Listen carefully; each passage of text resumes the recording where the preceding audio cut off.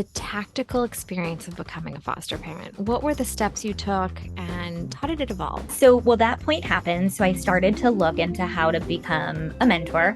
And then I mentored. We mentored. My husband and I both mentored. He liked the idea, so he joined.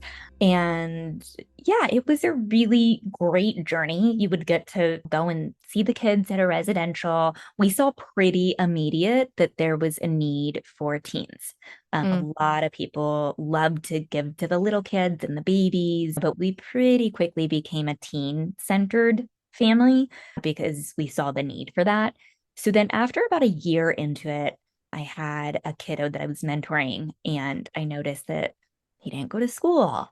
And then his braces weren't being tended to. There was just all of these things. So I finally said something, and I kid you not, it was like less than 24 hours later, I got a phone call saying we couldn't see him anymore because I spoke up when I saw, and I hesitated because I was like, gosh, do I say in my lane? Do I correct this? And so I was like, the best thing to do is to say something like, I'm seeing neglect, or so I did. Paint the picture for me just a little bit more colorfully. This was a child that you're mentoring in a residential facility. And so you're speaking up to the authorities who are theoretically or practically in charge of that child, or did you speak up to the child himself?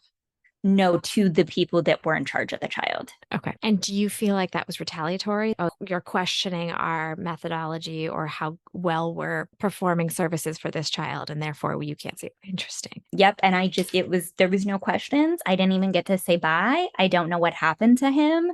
It was really sad. It was really sad. It was heartbreaking. And that was after that experience. Then we had another kiddo that we were mentoring, and we kept in touch here and there, but then he did his own thing and aged out. And again, like there was only so much we could do. So that's when and then I will also share that in the journey with my husband's bio kids, it just got to that place where it just got more and more alienated over the years. And that's my husband's journey with his kids, but it's been hard for him.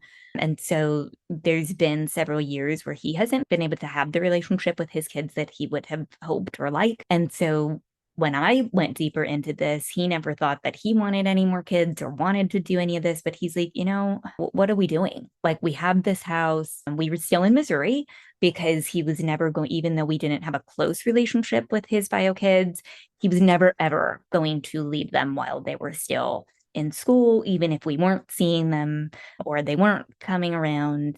He never wanted to just say we're leaving. So we didn't. So we stayed until they were both graduated from high school. And within that time, we had some extra space in our house. And so we're like, let's see what we can do to use it for the good. So that's when we took a step into actually fostering kids and bringing them into our home, which was very different than mentoring. I think in a lot of ways, it was actually easier because you don't have to. I know, but it was like once a week mentoring. Here's these 2 hours every Sunday. It's this time. You can't, there's rules. You can't bring them here. They can't know where you live. You can't. And I'm like, oh my gosh, this is exhausting. So it was a lot easier to actually just have them come in and just be a part of us. Yeah. Let's cook together. We started the journey after just being frustrated with mentoring.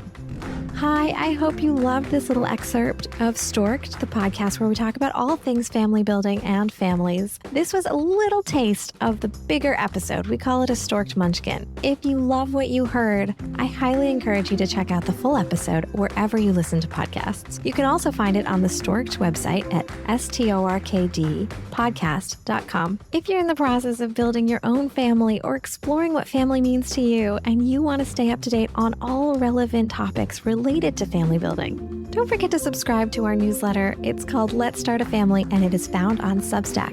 Happy listening.